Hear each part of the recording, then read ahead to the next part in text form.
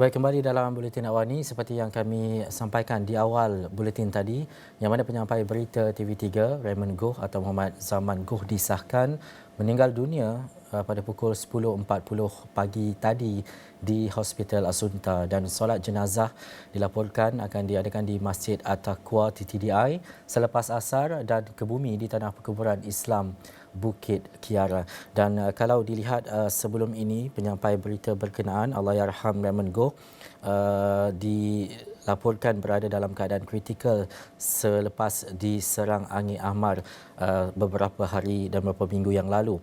Bagaimanapun hari ini kita mendapat berita duka berkaitan dengan kehilangan seorang penyampai berita dan Allahyarham yang bersuara emas dalam setiap karier dan kerjayanya dalam menyampaikan berita dan juga laporan semasa. Jadi untuk kita mendapatkan antara mungkin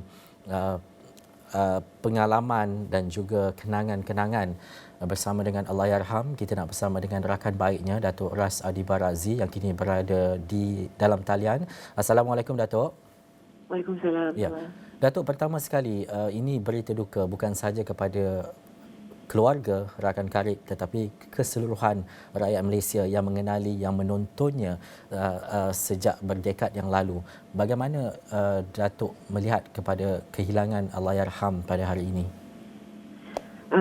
Tentu sekali kehilangan ini suatu kehilangan yang besar di dalam dunia kewartawanan media massa, kerana Raymond adalah antara pembaca berita yang baru sewaktu di tiga dilancarkan dahulu kami seangkatan. Jadi kita lama bertugas bersama, terutamanya bukan pada awalnya pada 7 O'Clock News dan kemudian beliau di Nightline. Ini adalah satu kekosongan yang sukar untuk diganti, kerana sebelum Raymond saya turut kehilangan dua orang lagi sahabat, iaitu Robert Lam dan kemudiannya Datuk Mahathir Luqman. Jadi ya, ini kehilangan besar. Saya sebagai pangkat adik tentu sekali begitu merasai kehilangan ini. Ramai yang bertuah kerana dapat bekerjasama dengan arwah. Namun begitu bagi kami yang daripada angkatan pertama TV3, ini adalah kehilangan yang besar sekali. Seperti yang Datuk nyatakan tadi, Datuk seangkatan dengan Allahyarham sejak awal penubuhan TV3 dan pernah berganding bahu menyampaikan berita 7 O'Clock News dan kemudiannya Nightline. Bagaimana kerjasama, bagaimana kepribadian Allahyarham dalam sisi dan juga sudut pandang seorang Datuk Ras Adi Barazi mengenali dan juga memahami kerjaya dalam melaksanakan tugasan-tugasan penting, terutamanya berhadapan dengan kamera, menyampaikan berita dan sebagainya, Datuk? Allahyarham Muhammad Zaman ataupun Raymond adalah seorang yang begitu profesional sekali. Beliau seorang yang jovial, riang dan suka buat joke, tetapi beliau juga amat serius. Beliau disenangi kerana disiplinnya. Kalau kita nak baca berita tu, beliau akan datang awal. Memang dia begitu orangnya. Dan dia begitu baik hati. Dengan semua orang dia akan bertegur sapa dan semua orang dia akan bekerjasama. Dia tidak ada macam rasa seperti dia seorang senior yang popular. Tidak begitu. Dia akan dia begitu merendah diri dengan semua yang bekerja dengan dia.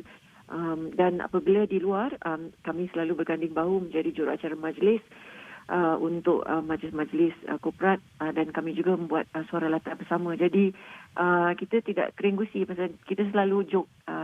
Dia bukan seorang yang serius-serius, tetapi dia begitu senang untuk kita bersama dan tidak lokek pengalaman. Dia sentiasa ingin mengajar. Itu yang besar hati bukan saja bagi kami yang bekerja bersama beliau sebelum ini dan mereka yang bertugas di TV3, tetapi untuk orang di luar sana, kerana kita dapat amati daripada media sosial beliau sentiasa mengajar dan beri kata-kata semangat kepada semua di luar sana. Jadi ya, beliau seorang yang begitu baik hati dan susah nak cari seorang sahabat dan seorang guru seperti Raymond Go. Dan jangan cerita pasal suara dia. Suara dia adalah suara emas. Kami bertuah di TV3 mempunyai beliau dan juga seperti Patrick juga dan Raymond dan Madil Uman. Mereka adalah suara-suara emas di negara kita. So, ya. Ya, menjadi penyampai berita, melaporkan sesuatu menerusi kaca TV dan juga sampai kepada seluruh rakyat Malaysia. Tetapi dalam masa yang sama, bila kita melihat kepada perkembangan-perkembangan terkini, terutamanya Allahyarham di Instagram, banyak kata-kata semangat, kata-kata motivasi yang diberikan dalam video-video pendek yang disiarkan Allahyarham menerusi Instagram contohnya. Bagaimana Datuk melihat kepada antara langkah yang dibuat oleh Allahyarham untuk memastikan bahawa ada sahaja perkongsian-perkongsian baharu diberikan kepada followers dan juga pengikutnya di Instagram, terutamanya berkaitan dengan kata-kata motivasi untuk menaikkan semangat, hal-hal yang terkini dan sebagainya, Datuk? Saya rasa itulah yang akan dirindui oleh peminat-peminat di luar sana. Kerana beliau secara spontan selalunya bercerita mengenai pengalaman dan beri nasihat dan juga memberikan semangat kepada semua di luar sana. Saya rasa itu yang akan dirindui. Ya, kita semua jelas maklum bukan semua orang yang dapat melihat mereka seperti yang berada di kaca televisyen yang meluahkan, memberikan sedikit ruang untuk memberi kata semangat. Beliau adalah the very few yang membuat sebegitu. Jadi dengan kembalinya Raymond Go ke Rahmatullah, saya rasa itu adalah satu kekosongan yang akan dirindui selalu. Namun begitu, saya berharapan kepada semua yang di luar sana supaya sentiasa mengingati beliau dan nasihat-nasihat beliau dan kata-kata semangat beliau, kerana dari situlah kita akan selalu mengenang jasa beliau terhadap setiap daripada kita yang terlintas dan dapat mengikuti segala posting-posting beliau. Seorang yang baik hati dan seorang yang akan dirindui dan seorang yang akan sentiasa dihormati. Datuk, generasi penyampai berita dan juga pelapor di kaca televisyen itu berbeza setiap tahun ataupun setiap dekad pastinya. Sesuatu yang perlu kita pelajari adalah bagaimana untuk kita memahami bagaimana orang-orang terdahulu ataupun mereka yang lebih senior dalam menyampaikan sesuatu.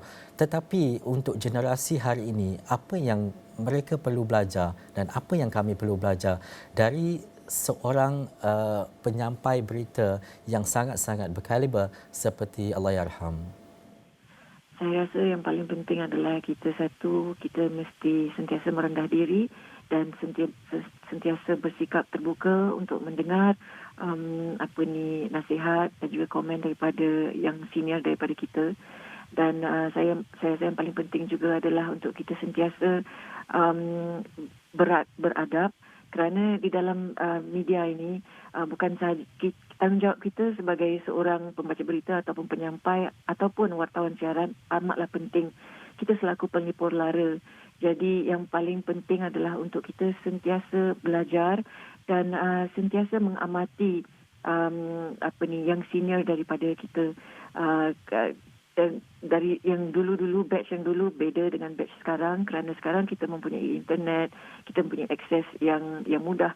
Kami dulu terpaksa slog, kami terpaksa bekerja keras untuk mendapatkan maklumat, pergi ke kutub khanah dan pergi mencari orang untuk membuat reporting, bukan seperti sekarang ya. Jadi saya rasa sebaik-baiknya pembaca-pembaca ataupun wartawan dan juga penyampai sentiasa rapatkan diri dengan senior-senior mereka supaya dapat sedikit tips-tips dan pengalaman, dapat kongsi pengalaman seperti apa yang mereka lalui. Kita tidak boleh laju sangat.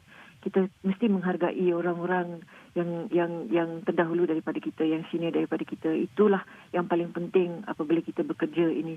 Sentiasa mengenali, sentiasa mempelajari dan menghormati supaya kita akan insya-Allah jadi luar biasa juga seperti mereka.